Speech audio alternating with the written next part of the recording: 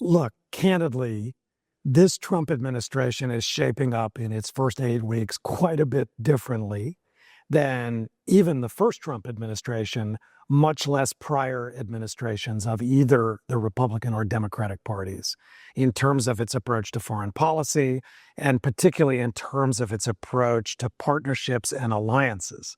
And for an American ally like Australia, that's obviously salient. So it's not a serious proposition to just say, calm down, there's nothing to see here, it's business as usual.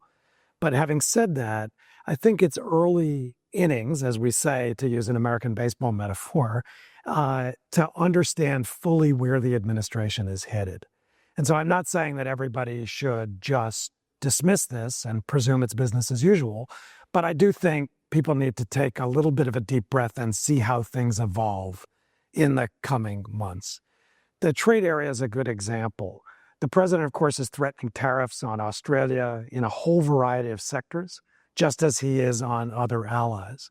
But the administration has articulated not one, not two, but at least three rationales for tariffs, all of which produce very different policy outcomes.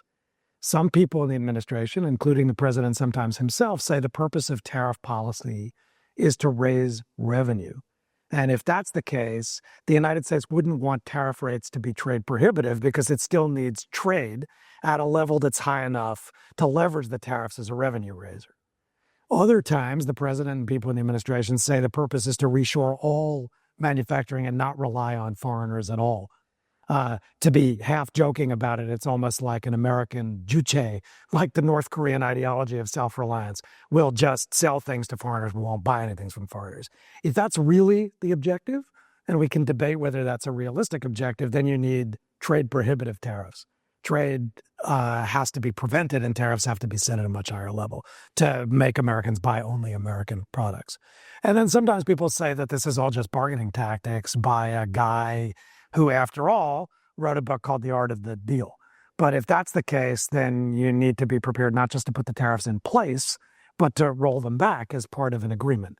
And it's not clear the president wants to roll back any of these tariffs. He's very enthusiastic about tariffs. And in fact, the Biden administration left in place pretty much all of the Trump tariffs on China, for example. So these have become baked into the firmament of American economic policy.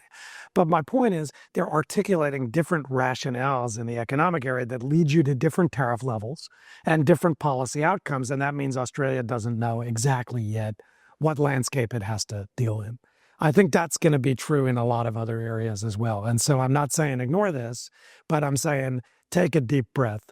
And for, frankly, a multi-generational alliance that goes back at least to 1951, if you think about Menzies and the ANZUS Treaty, or 1941, if you think about Curtin and looking to America in the context of the Japanese threat, the reality is a multi-generational alliance does not go poof in a matter of 2 months. So I think we'll see how this shakes out. But in the meantime, Australia should be as relentlessly self-interested about its interests as I think President Trump is going to be about what he defines as American interests. And that's the way Australia should bargain with the administration.